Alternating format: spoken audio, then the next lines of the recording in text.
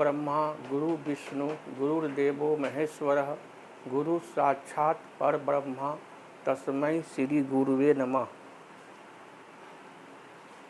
Class 10 में यानी कि मैट्रिक कक्षा में पढ़ने वाले सभी छात्र छात्राओं, आज के वीडियो में आप सबों का सुस्वागतम। मैं कल के वीडियो में आपको बतलाया था थ्योरम, आपकी सरकारी जो पुस्तक है बीटीसी की,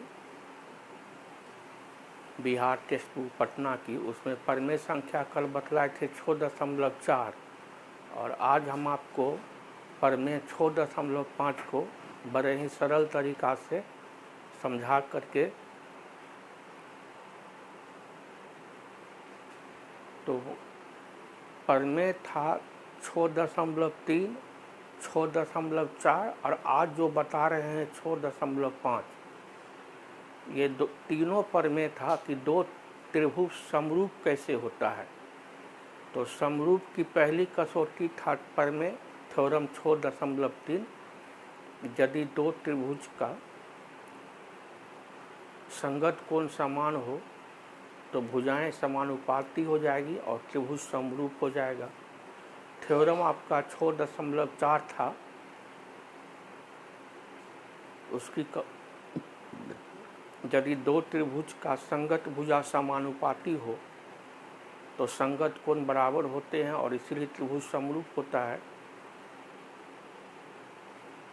तो थ्योरम 6.3 था दो त्रिभुज के समरूप होने की कोण एंगल कसौटी माने क्राइटेरिया, मापदंड। आप 9वीं कक्षा में पढ़े हुए हैं कि यदि दो त्रिभुज का संगत दो कोण समान हो जाएगा तो शेष जो तीसरा कोण है वो समान होगा ही। तो यदि दो त्रिभुज का संगत दो कोण भी समान हो जाए तो कोण समरूपता की कसौटी से दोनों त्रिभुज सर्वांगसम हो जाएगा। आज हम समरूप हो जाएगा, सर्वांगसम नहीं समरूप हो जाएगा। सर्वांगसमता तो क्लास 9 में पढ़े हैं आप। क्लास 10 में आपको समरूप और समरूपता पढ़ना है। तो आज का प्रमेय है 6.5। इसको हम बोलेंगे SAS कसौटी। S मतलब साइड भुजा, A मतलब एंगल कोण, S मतलब फिर साइड भुजा। तो भुजा कोण भुजा कसौटी के अनुसार दो त्रिभुज समरूप होगा। तो दो त्रिभुज का एक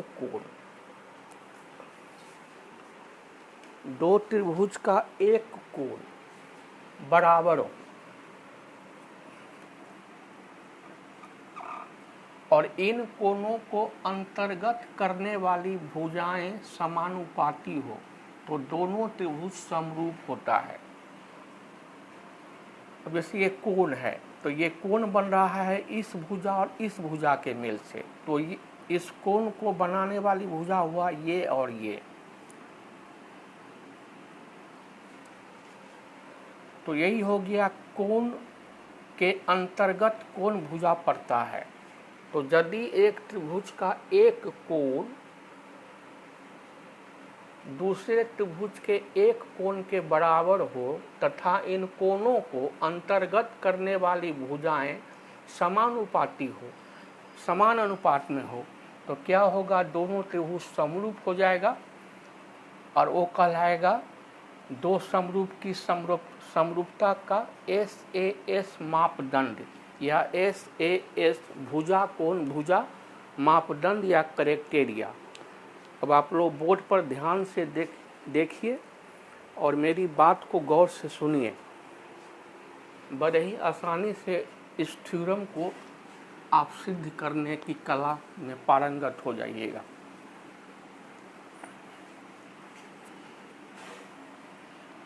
आप लोग तो जिज्ञासु विद्यार्थी हैं। आप लोगों को पता है कि विद्यार्थी का 5 लक्षण में एक लक्षण होता है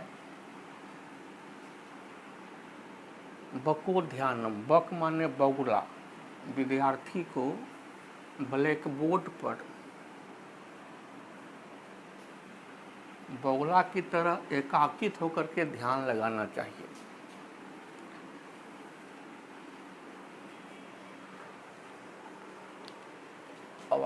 देखिए, दो त्रिभुज लेंगे,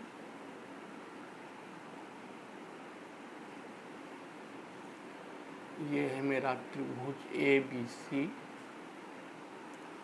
और एक और त्रिभुज ले रहे हैं,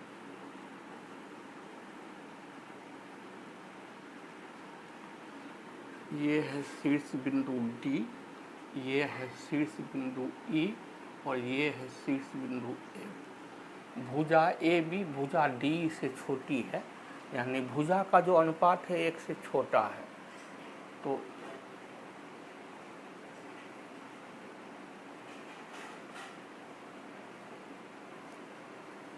ज्यामिति है तो मान करके पढ़ेंगे। माना कि त्रिभुज ए बी सी तथा त्रिभुज डी ई एफ में एक कोण ए संगत कोण डी के बराबर है, और कोण ए बन रहा है भुजा ए बी और भुजा ए सी के मदद से, और कोण डी बन रहा है भुजा डी और भुजा डी एफ के मदद से। तो कोण ए बराबर कोण डी, और इस कोण को अंतर्गत करने वाली भुजाएं, तो कोण ए को अंतर्गत करने वाली भुजा ए बी है, तो इसका संगत भुजा है डी बी, इसका अनुपात मतलब बट्टा कर लेंगे। बराबर है ये दाएं वाली भुजा, इसकी संगत भुजा डी एफ, क्योंकि कोण डी बन रहा है भुजा डी और भुजा डी एफ के मेल से। इतना चीज तो हमको दिया हुआ है।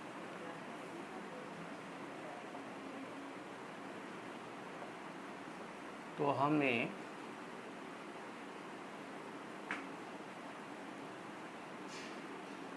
सिद्ध करना है कि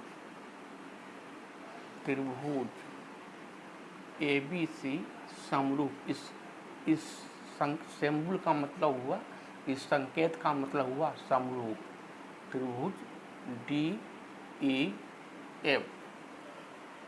अब इस बात को प्रूफ करने के लिए, सिद्ध करने के लिए इस आकृति में कुछ जुगाड़ लगाएंगे, जिसको हम ज्यामिति की भाषा में बोलेंगे क्या, उसको हम बोलेंगे ज्यामिति की भाषा में बोलेंगे रचना।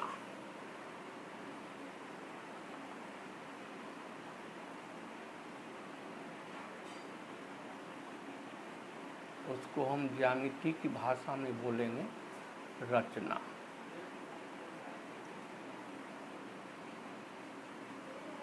तो क्या करेंगे कि हम ए बी बराबर डी ई में काटे, डी पी, और ए सी बराबर डी एफ में काटे, डी क्यू, और पी से क्यू को हम मिला देंगे।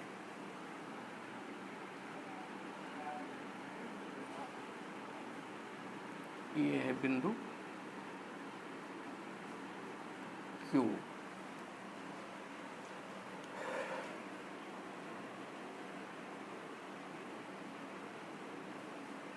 पहले तो मान लेते हैं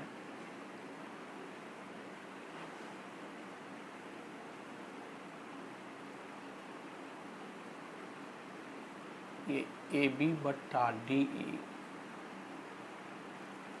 बराबर ए सी बट्टा डी ए, ये दोनों एक से छोटा है।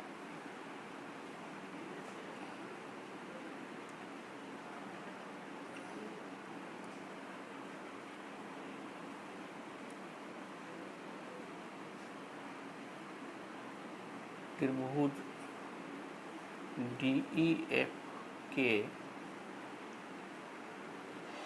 भुजा डी ई में ए बी बराबर डी पी काटा, भुजा डी एफ में ए सी बराबर डी क्यू काटा, और पी से क्यू को मिला दिया।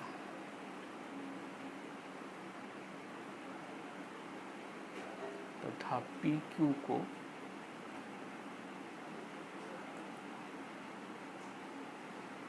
मिला दिया। इतना काम जो किए हैं इसको बोलेंगे रचना, ज्यामिति के भाषा में, ताकि हमको साबित करने में सहूलियत हो।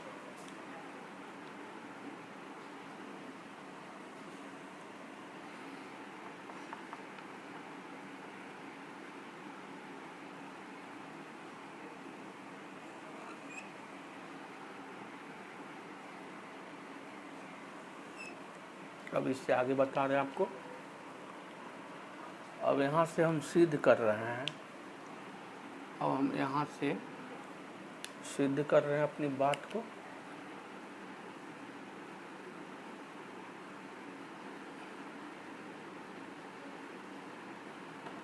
परिमाण मन पूर्व, रचना को बोलेंगे कंस्ट्रक्शन। अब हम क्या करते हैं, त्रिभुज DPQ और त्रिभुज DEF में तुलना कर रहे हैं। हमको स्वीकार में दिया हुआ था AB बट्टा DE बराबर AC बट्टा DF, या हम रचना में क्या किए हैं कि DP बराबर AP काटे हैं, ये AB बराबर हम DP काटे हैं, तो AB के बदला में लिखते हैं DP, और AC बराबर हम DQ काटे हैं, तो AC के बदला में लिखते हैं DQ। कैसे कर दिए, रचना से कर दिए, AB बराबर DP और AC बराबर DQ। इसको उल्टा देते हैं।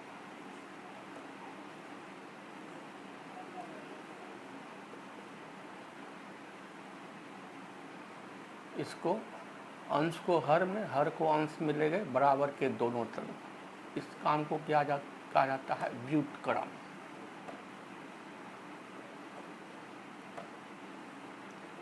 अब हम क्या करेंगे कि दोनों तरफ एक घटाएंगे, बाएं भी एक घटाएंगे और दाएं भी एक घटाएंगे।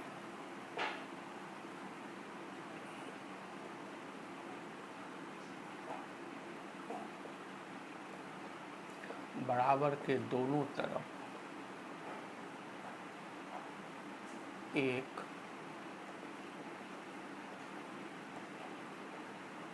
घटाने पर, या DE बट्टा DP माइनस एक के नीचे एक छिपा हुआ है बराबर DF बट्टा DQ माइनस एक के नीचे एक छिपा हुआ है, आराम से घटा देंगे बट्टा घटाव की तरह।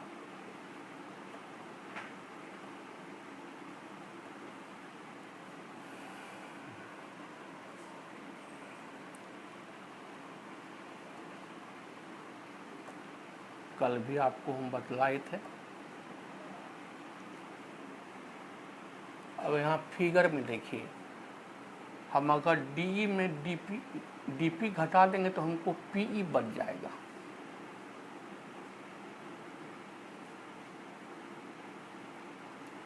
और यदि हम DF में DQ घटाएंगे तो हमको QF बच जाएगा।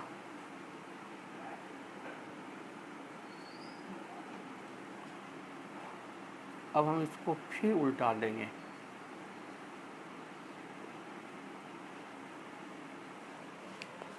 अब इसे इधर जा रहे हैं,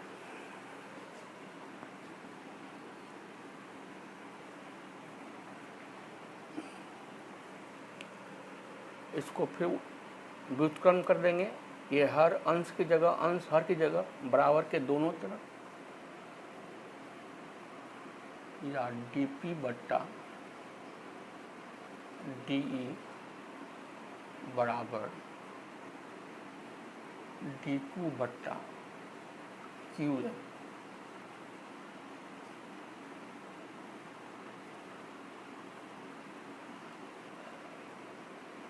अतः अब dp बट्टा PE dp बट्टा PE बराबर dq बट्टा QF हो गया।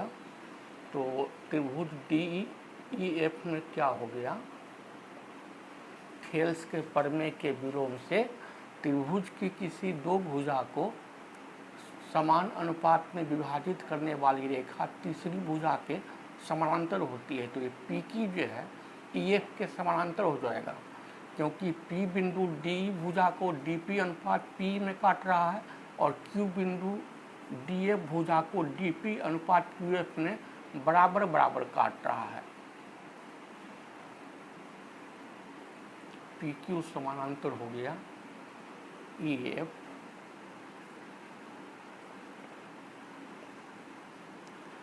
क्योंकि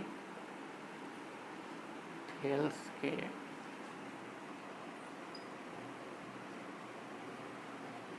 प्रमेय के विलोम से हम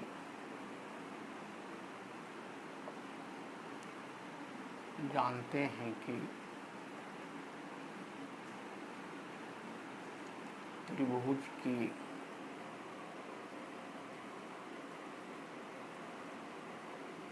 किसी दो भुजा को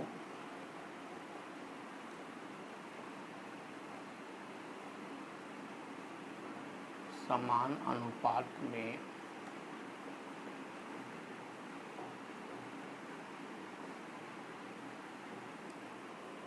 विभाजित करने वाली रेखा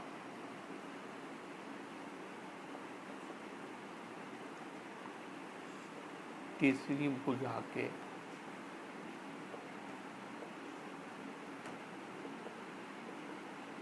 समांतर होती है। तो जब PQ समांतर हो गया EF का, तो ये कोण P और कोण E हो गया संगत कोण, और संगत कोण होता है बराबर। कोण Q हो गया कोण F के बराबर, कोण P बराबर हो गया कोण E, क्योंकि संगत कोण है, असंगत कोण समान होता है। अब कोण Q बराबर हो गया कोण F, ये भी संगत कोण है, असंगत कोण समान होता है। इसको समीकरण 1 किए, इसको समीकरण 2 किए। अब हम क्या करेंगे, त्रिभुज ABC और त्रिभुज DPQ में तुलना करेंगे। तो AB बराबर है DP का, कोण A बराबर है कोण D का, AC बराबर है DQ का। तो भुजा कोण भुजा, भुजा कोण भुजा के अनुसार दोनों त्रिभुज हो जाएगा सर्वांश।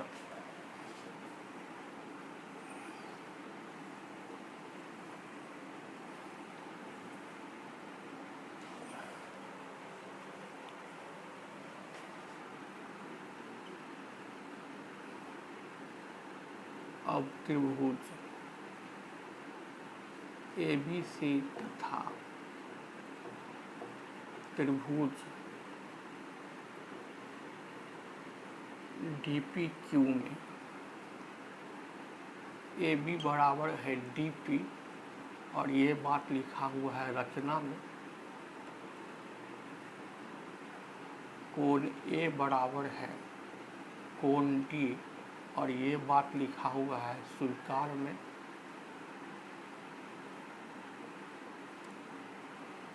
और AC बराबर है DQ, ये बात लिखा हुआ है रचना में। तो भुजा कोण भुजा, अतः भुजा कोण भुजा मतलब कि साइड, एंगल, साइड।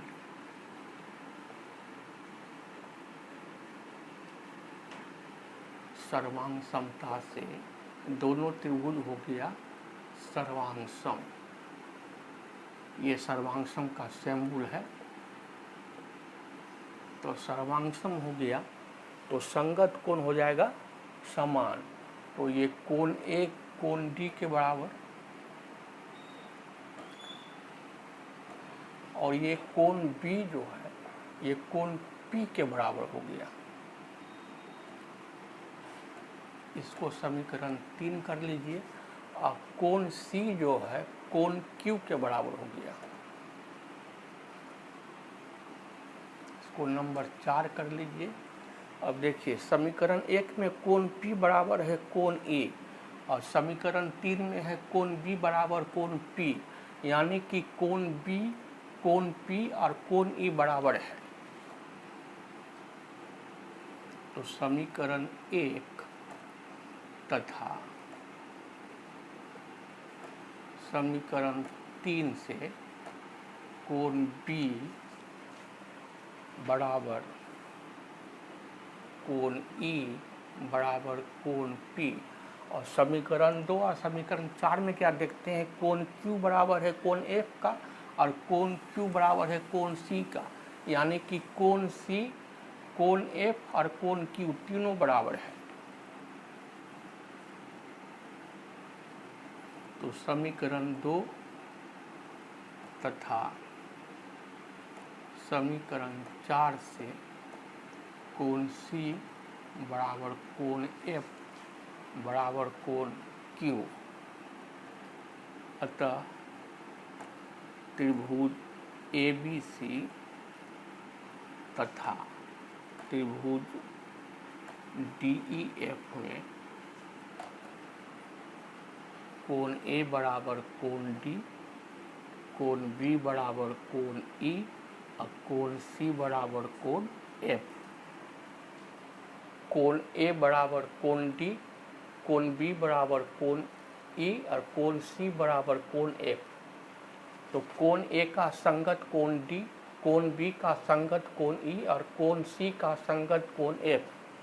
तो संगत कोण समान है तो दोनों त्रिभुज समरूप हो जाएगा कोण कोण कोण समरूपता से। अतः कोण कोण कोण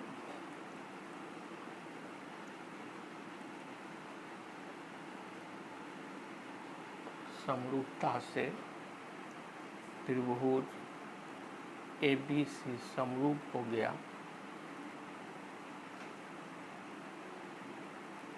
त्रिभुज DEF, और यही बात हमको प्रूव करना था, प्रूव हो गया। अब आप सभी जिज्ञासु छात्रों से हमारी प्रार्थना है कि अब इस प्रमेय को आप कम से कम 5 बार खुद भी बना करके ज़रूर प्रैक्टिस कर लीजिएगा। और आप जो फेयर कॉपी बनाए हुए हैं ज्योमेट्री का, उसमें बड़े ही अच्छे और शुद्ध हैंडराइटिंग में फेयर भी कर लीजिएगा। हमारा बताया हुआ तरीका यदि आप एक एक शब्द को गौर से सुनते होंगे और ब्लैक बोर्ड पर एकाकित होकर ध्यान देते होंगे तो आपको 90% पर में अभी ही समझ में आ गया होगा। 3, 4, 5 बार बनाइएगा, वो भी 10% आपकी तैयारी हो जाएगी। तो हमारे टेक्निक से आपको फ़ायदा हो रहा हो तो प्लीज़ लाइक कीजिएगा, लाइक करके सब्सक्राइब कर दीजिएगा और घंटी बजा दीजिएगा। और आपके जो इष्ट मित्र शुभचिंतक होंगे, आपके फ्रेंड्स होंगे जो क्लास 10 में अध्ययनरत होंगे, उनको भी शेयर कर दीजिएगा ताकि अधिक से अधिक विद्यार्थी तक हमारी बात पहुंच सके। आप लोग कोविड गाइडलाइन का पालन करते हुए मन लगा करके घर पे पढ़िए, स्वस्थ रहिए और मस्त रहिए। आप सबों का बहुत बहुत धन्यवाद।